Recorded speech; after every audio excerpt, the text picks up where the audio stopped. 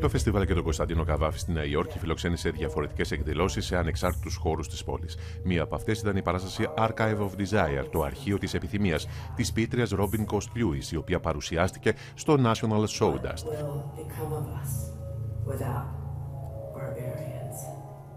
Η performance συνδύαζε την ποίηση με τη μουσική και τις προβολές. Πρόκειται ουσιαστικά για ένα ονειρικό μουσικό έργο που γεννήθηκε μέσα από τον συνδυασμό των στίχων του Καβάφη και της Λούις. Η σπουδαία Αμερικανίδα ποιήτρια, η οποία έχει τιμηθεί με το Εθνικό Βραβείο Ποιήσης το 2015, ήρθε στην Αθήνα και μελέτησε το αρχείο Καβάφη. Άντλησε έμπνευση για το δικό της ποίημα από τους στίχους του Αλεξανδρινού δημιουργού, από τον αισθησιασμό και τη δύναμή τους. Διάβασε για πρώτη φορά τα ποίηματά του όταν ήταν έφηβη και δηλώνει πάντοτινά δεμένη με το έργο του. I can't ever remember Kaváfy not being a part of my mind. I would suspect that that would mean that it was there for somewhere around 13, 12, 14. In the United States, Kaváfy is celebrated for many, many, many reasons, rightly so. For me, there were two things that were most important to me that has kept me reading Kaváfy all of my life. The first is that he is so deliberate and exquisite and delicious with his word choices and the way he constructs poems. I'm a poet, and so if you want to learn how to write really well, Kaváfy is a person, even in English, that a lot of American poets go to. He's a master, and he takes his time. And that's a really hard skill to learn, though he makes it look very simple. Secondly, his courage. A lot of people think Kaváfy was only courageous about his sexuality. He was openly queer in the 19th century and the turn of the century too, and that's a big deal, right? It's dangerous to be openly queer now, and it's over a century and a quarter later. I'm not just talking about that, though that is a huge deal. He's courageous about the topics he takes on, how he takes on his topics. He could have so easily have been lazy and still been a master poet. He could have wrote about things so simply and still been celebrated because he's so brilliant. But the way he took on, so for example, classical Greece, right? And the gods and the myths and, I don't know, the Greek nation even. You know, he was both critical and delighted by and entranced with Greek culture. And for me, he kind of showed me how to do the same with my own histories and mythologies, not to take them lightly and not also to bow down. Πιστεύετε ότι η ποίηση του είναι επίκαιρη σε σχέση με ό,τι βιώνουμε σήμερα ή είναι μια ποίηση που αφορά το παρελθόν? You kind of answered your own question. So we wouldn't know Kaváfy's name if his poetry weren't relevant today. There are a lot of poets. Most of the poets that have ever written or sang or inscribed anything we don't know about because they weren't relevant. They didn't remain relevant. Their work did not touch humanity in this eternal place that you must touch another human being. And if you wish for your work to remain around, you don't have time to mess around. Kaváfy didn't mess around. I think Kaváfy knew damn well he was writing for all eternity. And I think that's partly why he was so careful in how he controlled his work and its circulation in the world.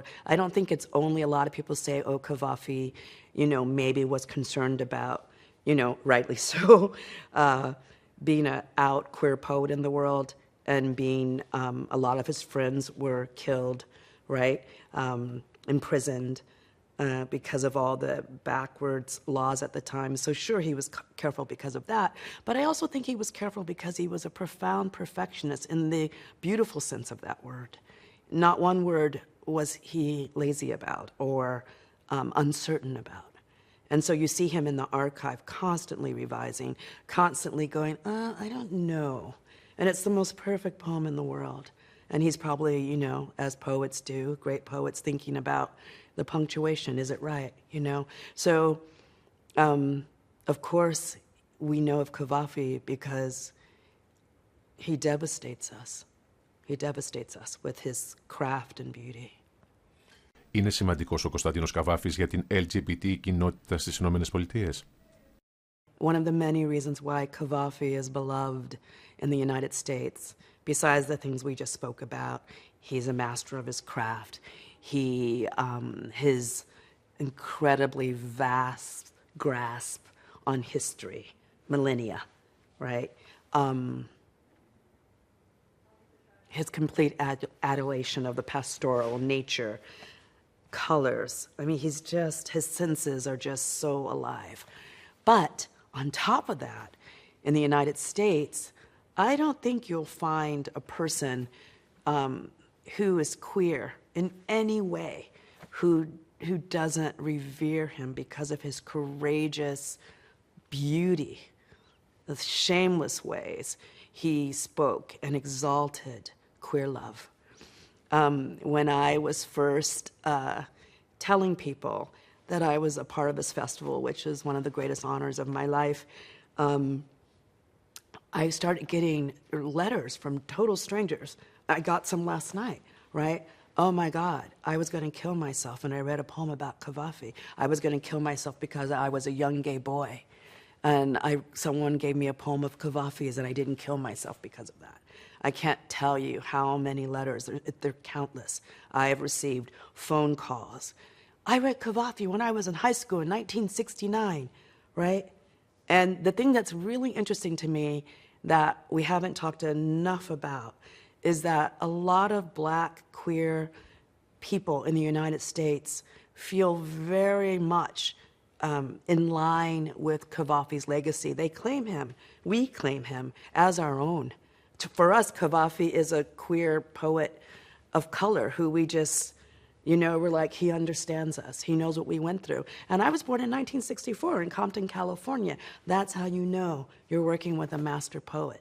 He was born in North Africa, right, in the latter part of the 19th century. So I don't think it's an exaggeration in any way to say that Kavafi saved a lot of lives. He also, I think, probably encouraged a lot of pleasure. Γιατί ονομάσατε την παράστασή σας Archive of Desire? Because when we went to Athens on the invitation of the Onassis Foundation and Onassis USA, we were met with the most generous offering from the staff there, where we literally sat with Kavafi's, just a little sliver, but it was like his Kavafi's archive, first of all, is so massive that you can only look at a little of it at a time. And the Onassis Foundation has done an extraordinary job. I mean, I'm still in awe of it, of preserving it, protecting it, digitizing it for the future generations. Outrageous, right? And so we were met with this large table of Kavafi ephemera, letters. I mean, a lot of the archive, what I found in the archive shows up in the poem that I wrote for him. His mother's passport, for example, little doodles that he made on sheets of paper, the letter from Virginia Woolf's husband, I was being bad, the letter from Leonard Woolf, asking Kavafi to please let the Woolfs publish him, that kind of stuff. And the thing, though, that struck me the most, besides this incredible, rich kind of material history in the archive, was that it was exuding the most beautiful desire in paper. It was so lush.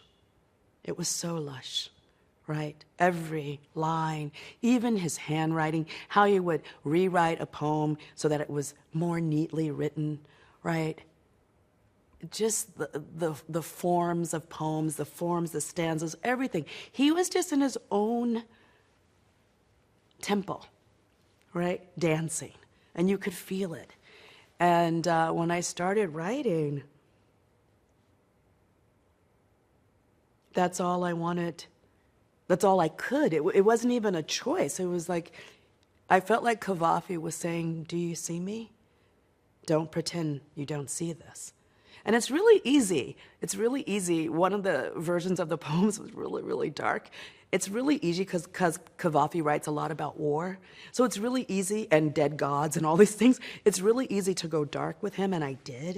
And then after that panel, I went home and revised one more time because I was so shocked by, again, it's like, you know, it's almost like you're in a temple with him dancing, and the god is desire.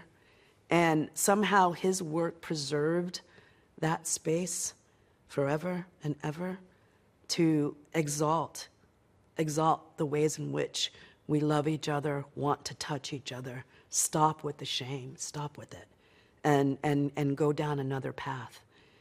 And there's no way you can even look at one sheet of paper in Kavafy's archive and not be called to bravery.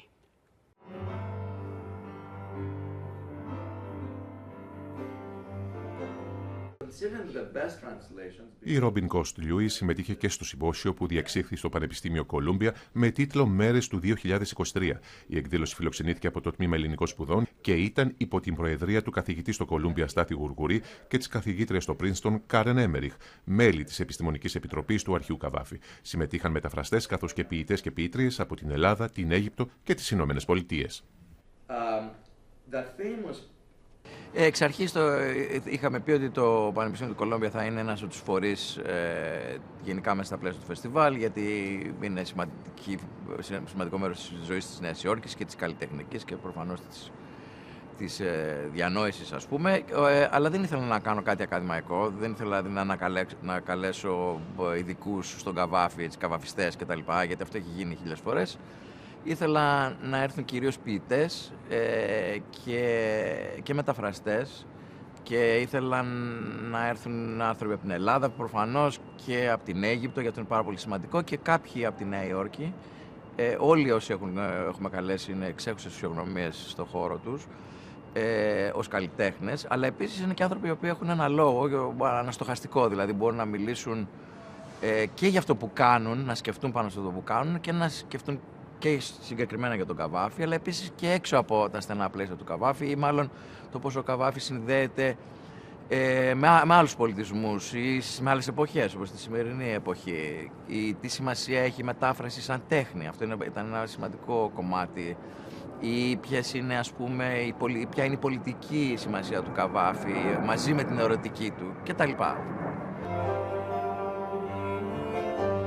Το φεστιβάλ Archive of Desire για τον ποιητή Κωνσταντίνου Καβάφη πραγματοποιήθηκε στη Νέα Υόρκη από το Ίδρυμα Ωνάση, με αφορμή την επέτειο των 160 ετών από τη γέννηση του Αλεξανδρινού ποιητή.